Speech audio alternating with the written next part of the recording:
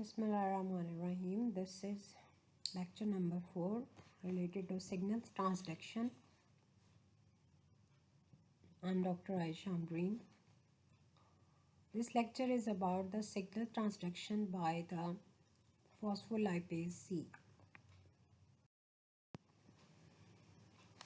You must remember this slide in my previous lecture in which we discussed the classification of signal transduction. In this classification, phospholipase C is the main enzyme to be discussed today.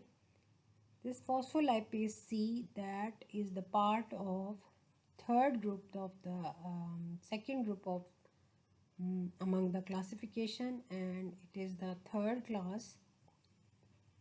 Phospholipase C is the enzyme that is membrane bound. It is located on the membrane and it produces two second messengers, diacylglycerol DAG and IP3,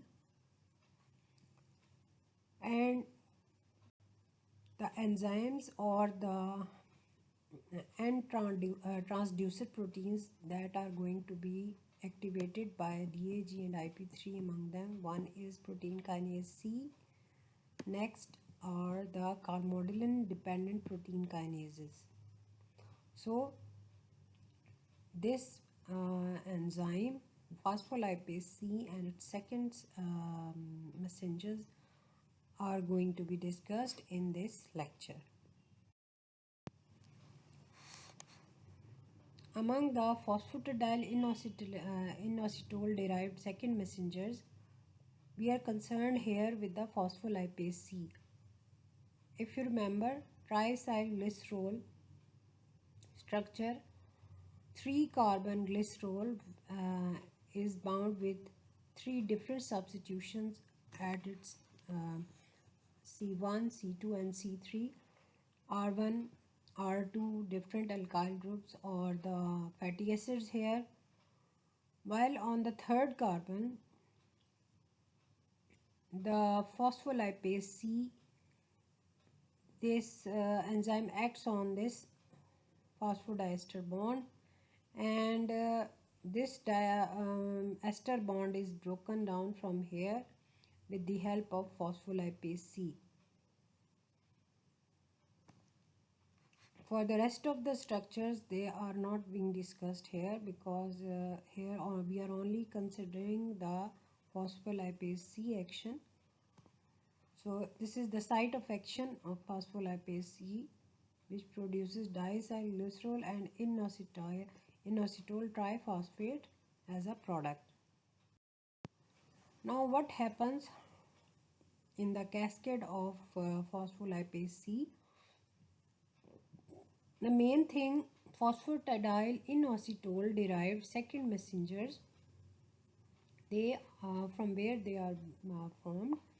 Number one is that phosphatidylinositol PI is a negatively charged phospholipid and a minor component in a eukaryotic cell membrane.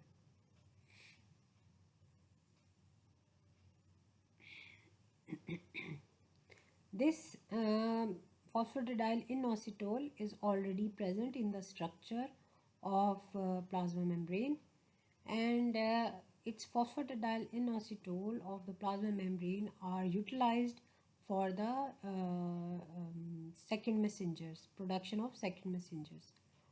Next, the inositol can be phosphorylated to form these products. These are known as the phosphatidylinositides.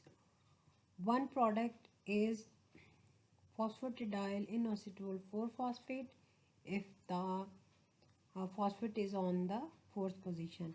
Phosphatidylinositol 4,5-bisphosphate if 2 phosphates present on the bis position of 4,5 carbon, and phosphatidylinositol triphosphate, which is the main product of phospholipase C with the 3 phosphates. The intracellular enzyme phospholipase C hydrolyzes PIP2, this one, phosphatidyl inositol 4,5-bisphosphate and forms the IP3,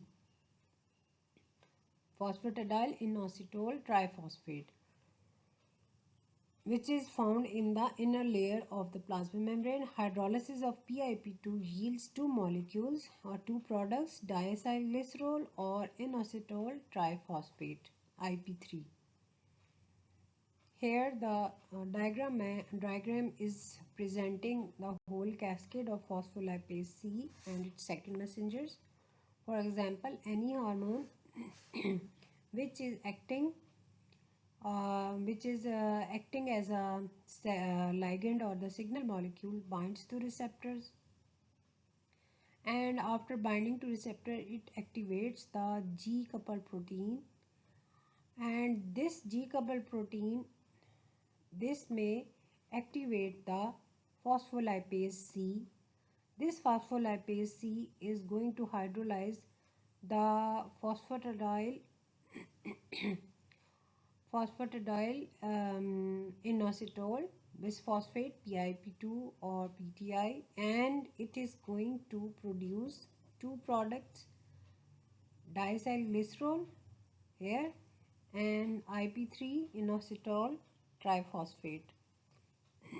Both of these second messengers, they have their own pathway, but to maintain the main function is to maintain the cellular function and activate further transducer proteins.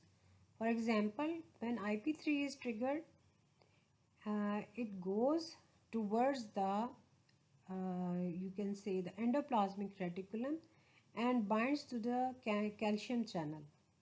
When IP3 binds to the calcium channel, it opens up the channel and the high concentration present in the endoplasmic reticulum is released, and this way the calcium channels open and calcium concentration in the cytosol increases. This calcium concentration it also helps to activate the protein kinase C, the other second transducer enzyme. Calcium ions and the second product of the PIP2, the diacylglycerol, both of them they activate the protein kinase C. What happens to the protein kinase C? Protein kinase C has many other functions and it has many cellular responses to evoke.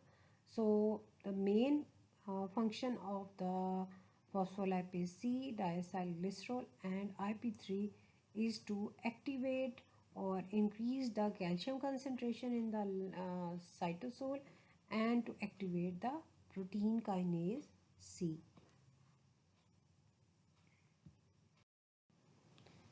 Now comes the structure of both substrate and the product. Phosphatidyl inositol 4,5-bisphosphate is shown here. This molecule contains 3 phosphate groups. One is phosphatidyl and the 2 phosphate groups present at 4 and 5 position. When the phospholipase C acts on them, the phosphatidyl inositol bisphosphate that is converted into 1,2-diacylglycerol and inositol triphosphate. In the diacylglycerol, R1 is mostly a stearate, that is stearic acid, and R2 is usually arachidonate, that is derived from arachidonic acid. Further, IP3 can be dephosphorylated to the inactive 1,1,4 bisphosphate,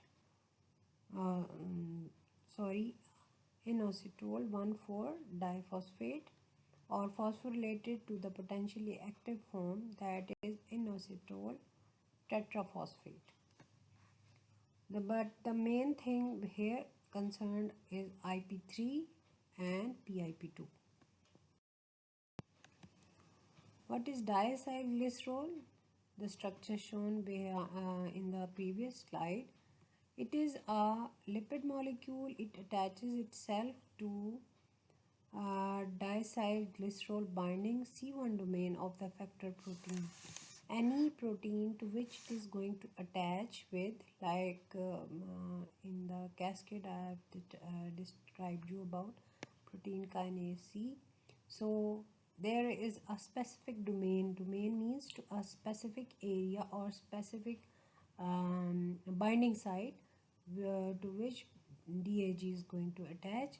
It mediates its function through protein kinase C usually, and diacylglycerol activates protein kinase C, and the protein kinase C phosphorylates serine or threonine residues in the wide variety of proteins. So protein kinase C further goes towards the other proteins and activates them also. What are the main functions or the critical roles in the cell which are played by the protein kinase C? Among them, number one is cellular growth. How it produces cellular growth? The enzymes or the hormones required for the cellular growth, they are activated by the protein kinase C. And then the cellular differentiation, or you can say sometimes in the case where uncontrolled proliferation takes place, it is also by the continuous activation of protein kinase C. Then cellular metabolism, and likewise cellular death. When the protein kinase C activities were reduced, then the cellular death or the programmed cell death is required. It is also maintained by the protein kinase C and the transcriptional activity of many of the you can say enzymes which are required, and their transcriptional activity is controlled by protein kinase C. To understand the second messenger and their full metabolism, we must know about the secondary messengers. Phospholipids of the membranes are converted into the second messengers by a variety of enzymes. Okay, it is one of the another important point which you can add on the phrase or in the question of second messengers. What are the second messengers? How they are important? So in the second messengers, you can write down that the phospholipids of the membranes, they are converted into secondary messengers by a variety of enzymes, and these are regulated in response to extracellular signals. So these enzymes include which enzymes are required to produce secondary messengers. Number one is phospholipases. These are the lipid splitting enzymes. Next is phospholipid kinases. Whenever there is use of kinases, that means they are meant for phosphorylation. What is the main function of the kinases? They are going to produce the phosphorylation. So whenever kinases are written, that means there is phosphorylation. Next comes the phospholipid phosphatases. Phosphatases. What are the phosphatases meant for? They are meant for dephosphorylation. What their main function is to dephosphorylate the already existing phosphate on the substrate. So these are the enzymes mainly involved in the production of the secondary messenger. One, phospholipases. Second, phospholipid kinases. Third, to remove the phosphate, phospholipid phosphatases. The phospholipases hydrolyze specific ester bond, as you have seen in the previous slide, that phospholipase C is also acting on a ester bond that connects the different building blocks of the phospholipid molecules. Activation of phospholipase C in human liver cells, they contain alpha 1 adrenergic receptors. This is the kind or type of the receptors, which are cell surface receptors that bind to epinephrine and signal glycogen and signal the glycogen degradation through a second messenger pathway linked to a phosphorylation cascade. This is an example of epinephrine or the glycogen degradation taking place in response to epinephrine binding to the alpha adrenergic receptors. Second thing, alpha 1 adrenergic receptors are coupled to a heterotrimeric G protein, which I have told you in my previous lecture, G coupled protein receptors. So, the heterotrimeric G protein containing G alpha Q, which activates the enzyme phospholipase C, or you can say PLC. This PLC is abbreviation of phospholipase C through a mechanism very similar to G alpha S. G alpha S stimulation of adenyl cyclase activity. Likewise, phospholipase C is a membrane-associated protein catalyzes hydrolysis of phosphatidyl inositol 4,5 bisphosphate to form second messenger DAG and IP3.